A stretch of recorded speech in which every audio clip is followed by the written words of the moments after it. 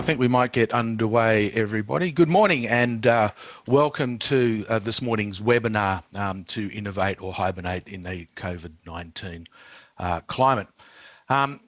Today we're going to be looking at a few things, but first, when we thought a webinar would be a great way to share information, we never anticipated that the result that we would get. So today we've got nearly 200 registrations, although we've got about 70 odd participants so far, but I'm sure they'll join us. And this just emphasises the amount of interest that we have in this topic. Now, as coronavirus continues to impact all businesses in some way or another, the longer this goes on, the deeper these impacts are clearly going to be felt. On the basis that to be forewarned is forearmed, it's our goal to keep you informed and up to date so that we can manage your energy needs during these times. Now, we've already received several questions from a bunch of participants, and many of these I'm going to try and respond to during the presentation. But in the event I don't, please put your questions or write your questions in the chat section or the questions section in the webinar, and we will answer as many of these as we can get to at the end. If we don't get to yours, we'll have a look and see what sort of questions there are, and we'll see if we can respond to you directly. Also today, we've got Scott Easton, our Head of Trading and Pricing, on the line to talk about any trading and pricing questions that may come up, and also Ed Hanna, who's our GM of Corporate Solutions, both standing by to help answer any of your questions. Yeah, good morning, everyone, and welcome to the webinar. Likewise, good morning. And if I can move my page forward, I'd really like to do that. Here we go. So in today's briefing, we're going to talk a bit about the demand impacts, a bit of review on what we've seen, having a look at what we saw in March and now what we're seeing in April, having a look at where the wholesale market prices are doing, and as a result, where retail market prices are. I'm going to spend a bit of time today talking about some of the energy relief schemes and small business grants that are available through a number of the jurisdictions. But also, as the topic of today is, we're going to, I've got a section on Innovate. So I'm going to talk a bit about a solar rescue package that we have.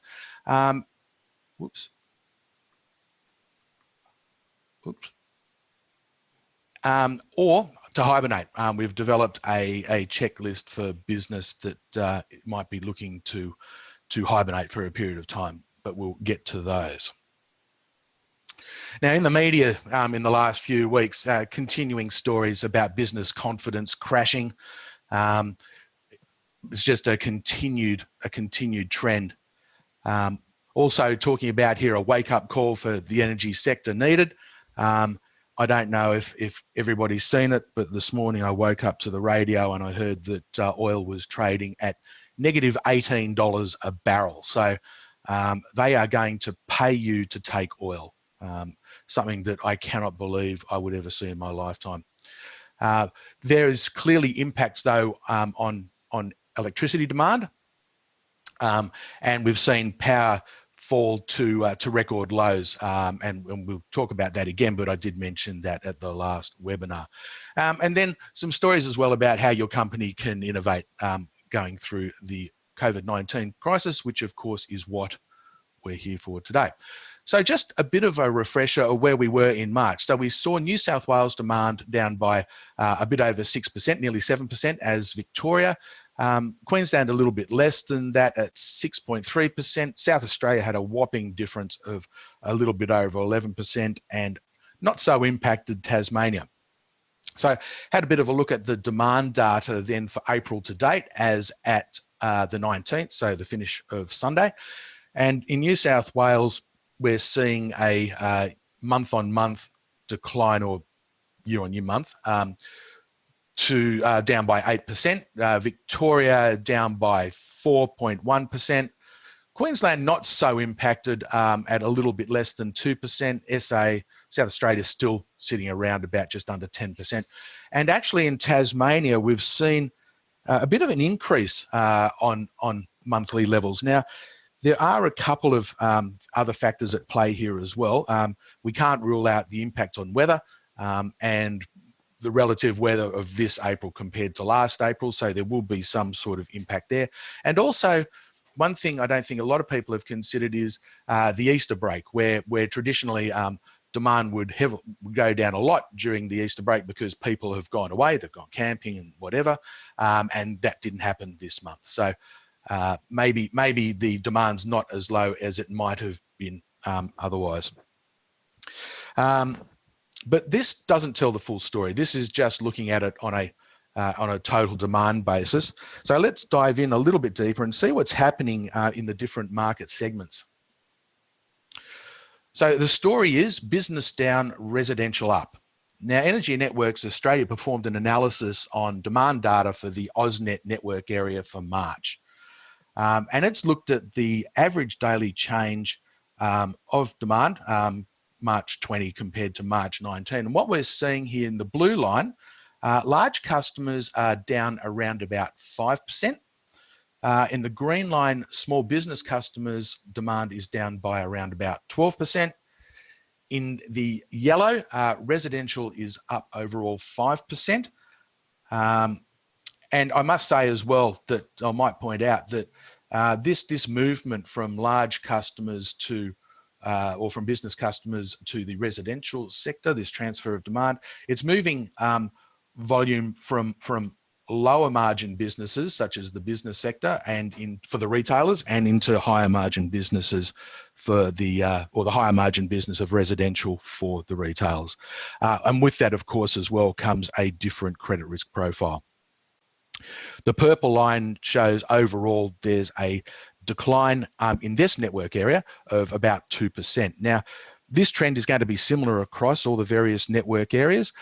It will be different. AusNet area, for example, is in Victoria and it's Eastern Victoria. It does not include Melbourne city centre. So there's going to be some variance between each of the network areas depending on the makeup of the demand in those network areas. Having a look at wholesale market prices now, the trend has continued, though. In a lot of cases, you can start seeing little hooks at the end of each of these prices, which means that we're starting to see levels, these levels starting to consolidate a little bit. So the decline for the moment seems to have stopped, but we're only working on very, very small demand data set here. But certainly the decline's halted a little bit. Now what we're seeing in the retail market prices in general, as a result, is we're seeing New South Wales, Victoria and South Australian prices at the moment at just a little under 7 cents a kilowatt hour, and Queensland at around about 5.5 cents a kilowatt hour. Now, this is the Energy Action Price Index. This is something that we've been doing now for since before 2008, and it actually indicates the level of prices that we're seeing in the market when we run our auctions. So these are real levels with what we're currently seeing. In Western Australia, we're seeing prices there in that market a little over 5 cents a kilowatt hour, but that's actually fairly steady around that 5 cent mark at the moment. So that clearly is consolidating. All right, so that's it for the market prices. So as we've seen and as we've been saying now for a little while, prices we believe will continue to consolidate just at these levels. They are down around about 30% from where we saw them at the end of last year. And this represents some pretty attractive buying levels if you've got a contract that's coming due either in July of this year or a new contract or your contract expiring in December of this year. But with a 30% reduction across the board, this is looking fairly attractive.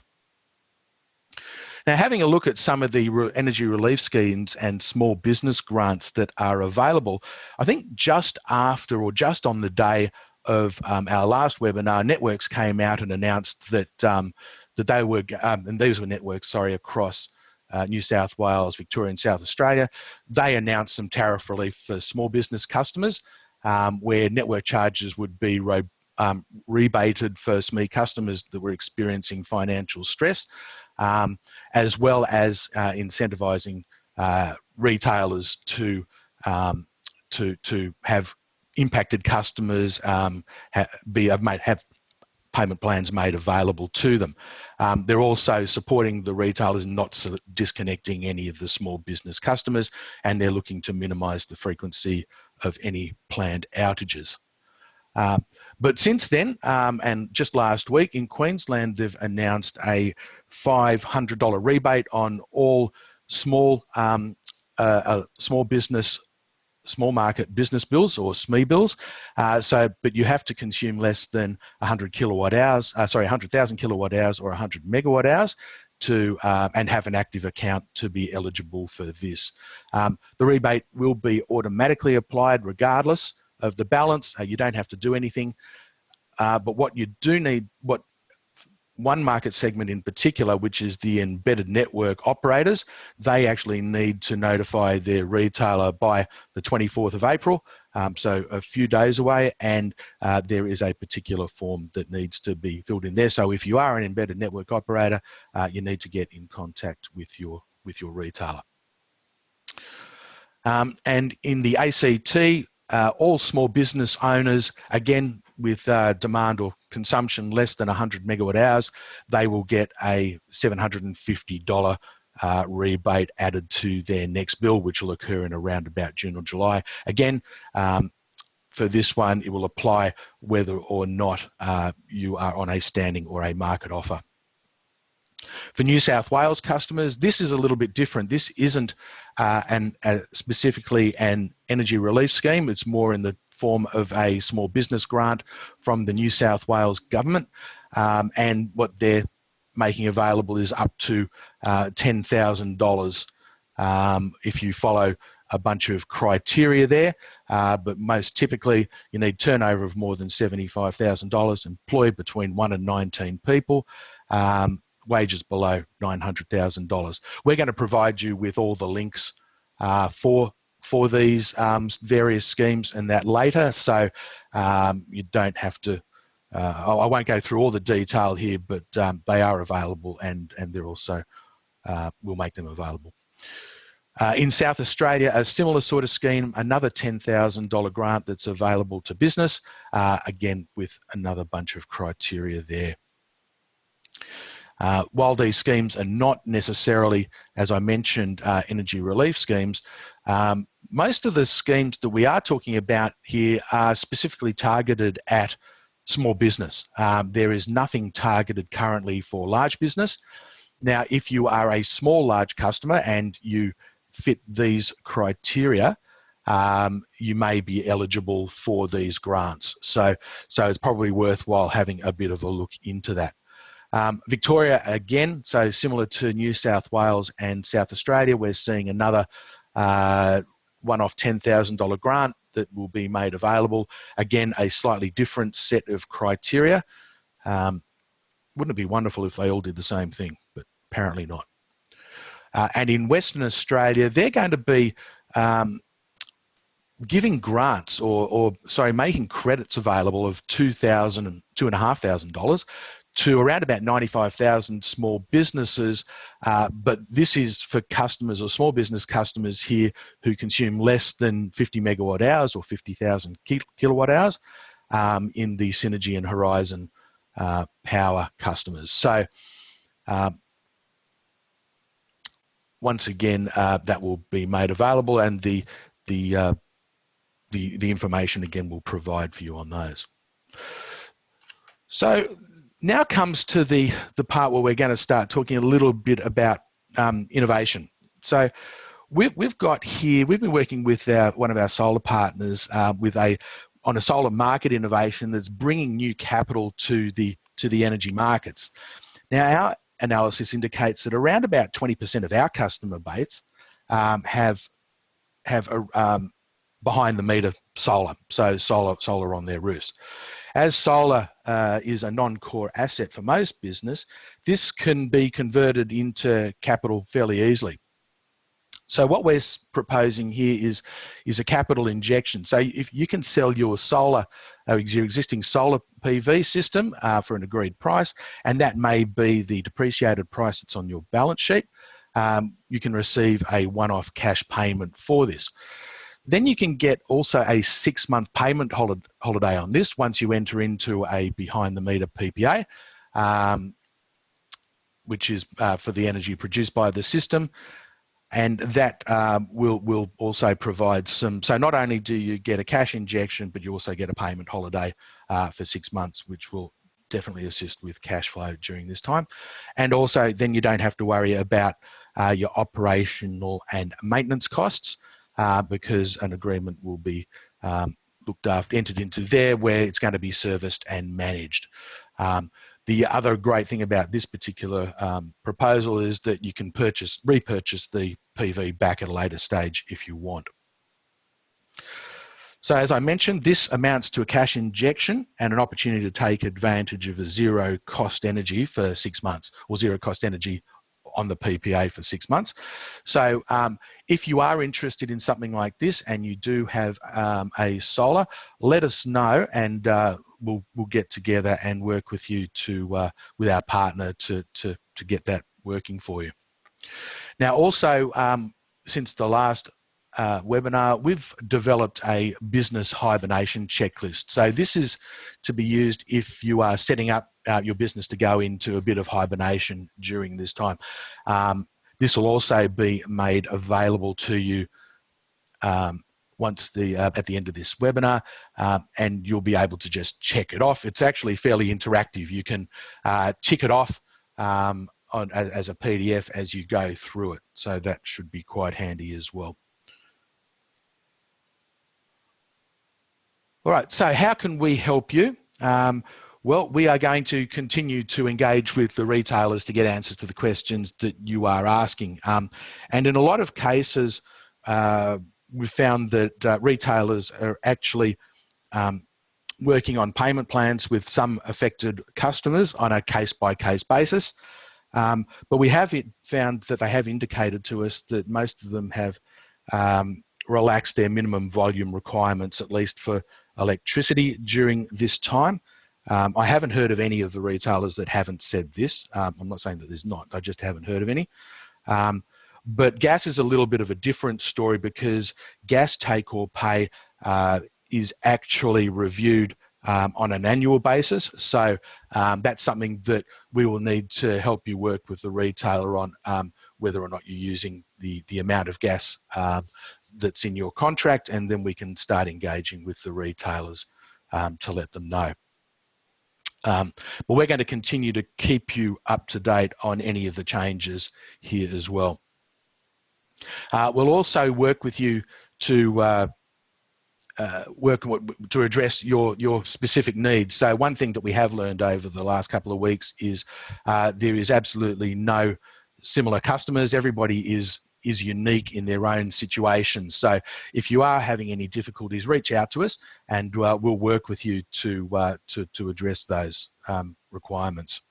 And we're also going to continue to keep you up to date through these webinars, but you can stay tuned. We'll stay up to date through our energy market wrap, which comes out weekly, and also our energy market update, which comes out monthly, but also reach out to your account manager. They're also a valuable source of information. All right, that's it for today. I'll hand it over to questions. Let's just have a look here. There is one question. Has there been any talk with retailers providing relief to C&I customers? And this is a really good question, actually, because a retailer in some cases might be considered a bit of a post box. We went, as you might recall, last time we went through an energy bill, and part of the energy bill is energy, and the other part is the network charges. Now, with energy, a retailer will enter into a contract with a customer, and then most likely they will go and hedge that or purchase that energy on a forward contract basis in the wholesale market. So based on that, there's not any area for them to provide any relief because they've most likely got an offsetting hedge. Similarly with network charges, those charges are charged by networks, they are collected by the retailers, and then they are passed back to the network. So if anybody's going to be providing relief, it would probably need to be via the networks through the network charges. Now, we have seen a couple of customers seek demand resets, which we've been able to assist with, but that has not been, that we've not been seen a rush of requests there. So thanks very much for that question. Is there, Scott and Ed, did you want to? Yeah, Andy, thanks. Yeah, I just wanted to add in terms of the question of Innovate or Hibernate, that overwhelmingly the more proactive approach for businesses able to do so is to innovate, and that one simple way from a cost perspective that all businesses can achieve it is through to emerge from the current COVID crisis at a cost advantage, and the competitive cost advantage compared to your industry peers can be achieved through reducing electricity and other input costs. So we're seeing 2021 contract prices remain in downtrend, and at current price levels, which are at or below the cost of generation in some states, it's inevitable that prices will increase, and this is likely to occur in the longer term through the withdrawal of generation capacity simply because of the inadequate returns to capital in that sector. So our advice to customers is to try and avoid picking the bottom of the current price cycle for the possibility of saving a further 1 or 2% and take advantage of historically low prices in the current market by locking in savings. And that in some cases, these savings can be, as you mentioned, 50% or more when you consider the electricity and certificate price savings. And that, of course, depends on when your previous contract was signed.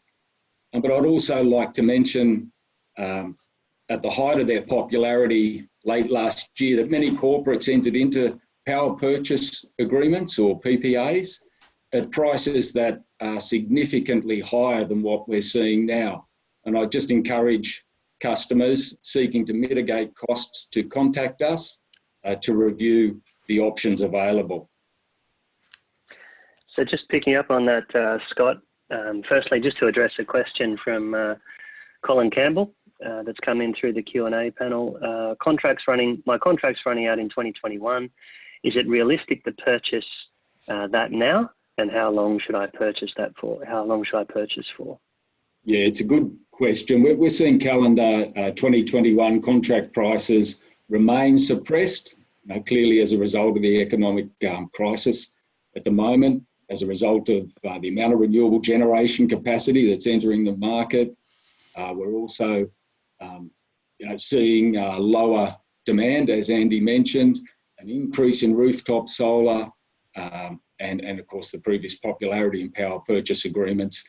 So in terms of pricing, 2021 and in fact 22, we're seeing continued backwardation in prices or year-on-year discounts. And our view is very definitely to emerge from this current COVID crisis in a position of strength by locking in longer-term contracts. So we're seeing 2021, 2022, and more recently 2023 prices discounted significantly. So for example, in 2023, we're seeing Victorian prices have dropped to $45 a megawatt hour. That's the flat price. And they're also comparable now with prices in Queensland, which we believe represent extremely good value for commercial. So without knowing Colin's specific circumstances just yet, it's a strong buy recommendation. Not that we would give financial advice, but we're close to the bottom of the market, and you'd be encouraging our customers to go early and go hard right now if they're in that situation. Another question for you, Scott. For our clients who are locked into contracts out for the next couple of years, should they be talking to us about blend and extend and the opportunity of reducing their current contract rates? Yeah, that's always a topical question, and depending on when those contracts were signed, there more often than not is an advantage by blending and extending. That is, reducing your current year prices and offsetting that reduction, that immediate cost saving, by paying slightly higher prices towards the extension period, the end of your contract term that you're extending over. So we very much, it is, as you mentioned, Ed, reviewed on a case-by-case basis, but we very much encourage customers who are in financial difficulty at this point to contact us to review those blend and extends. Very often, it can be just as advantageous to enter into an additional supply agreement rather than a blend and extend, and that's simply because there's a greater level of competition amongst multiple retailers rather than going to a single retailer, the incumbent retailer, for a blend and extend.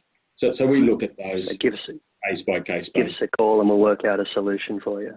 It's great advice. Look, there's another question from Colin, which I might have a crack at, and then we'll come back to Rebecca's question if we've got a minute. So Colin has asked, does the price position make solar a long game investment if we have not done it? So I think there's two components to that answer right now. One, prices for energy have softened, but network prices have not, and probably not likely to. So there still is a delivered cost of energy to hedge against. The other component to think about there, if you've got the capital right now to invest in solar, is there are depreciation benefits that the ATO has issued. If you can make an investment in your solar between here and 30th of June, then there are write-off benefits that your business can attract. The other thing that we would encourage you to do is have a chat to us about what's happening in the solar finance market. There's a lot of capital, very innovative capital, as Andy alluded to earlier, coming into that market, providers willing to offer very creative and quite cheap pricing for behind-the-meter solar, but on a contract basis. So it's not your capital, it's somebody else's capital that's being used to fund low energy on your rooftop into your business. And I might throw back to Andy for Rebecca's question if we can. What does a company need to do if they are hibernating, and how can Energy Action help us? Yeah, thanks for that, Ed. Yep, please do get in contact with your account manager if you are going to be hibernating, because we'll need to change some details in our system, clearly, but also we'll help you walk through what you need to do and letting the retailer know as well. But it just also help you going through those checklists and consider some of the things that you might not, or talk about some of the things you might not have actually considered. So always useful to reach out to us and talk about that. Yeah, really good point, particularly if you're a metrics customer. Just picking up on another question raised by Rebecca. If you're a metrics customer and you have our monitoring services on your system, on your facility, then this is a great starting point for you to look at your usage across the day and across the night, and find opportunities to try and reduce your energy usage to reduce your costs. It's also a great point just to monitor your energy costs, your energy bills and your energy costs. And we provide a lot of support through to our customers to assist them try and mitigate the fixed and the variable costs in their energy bill in that product suite. And the final question, I think, from Beck there as well, sorry, just to jump in, Ed, was if you have a contract expiring during hibernation, what will happen to your rates? For goodness sake, if you are a large market customer, please do not let your contract expire without entering into another one. If you don't enter into a contract, the retailer will charge you rather prohibitive rates that the default rates that you certainly don't want to be seeing. And any consumption would be charged at that price. So please, whatever you do, make sure you've entered into a contract to make sure that you're getting the lowest possible prices. Let me quickly add, Ed, on your previous question with regard to hibernation, that there are a number of retailers at the moment offering concessions. So in fact, not charging shortfall charges. So if your usage drops significantly, a number of retailers have indicated that they won't charge penalties for underconsumption, which is great news for those businesses in hibernation. Yep, exactly. Thanks for that, Scott. Okay. Yeah. All right. Well, look, I think that, just to close that out, if I may, Andy, I know we're over time, but we obviously have our auction blitz coming up in the near future, which is, I guess, a focus point for us as a business, really trying to help our customers take advantage of the soft energy pricing that Scott and Andy have described. And if you are looking at an ending contract, then please make contact with your account manager here at Energy Action, or respond to one of our emails. Get on board with our auction blitz so we can access these soft prices on your behalf for your next contract. all right. Thanks for that, Ed, and thank you for Scott. Thanks to everybody for joining us. We will no doubt have another one of these in another week, 2 or 3 weeks. So I look forward to seeing everybody then and there. Cheerio.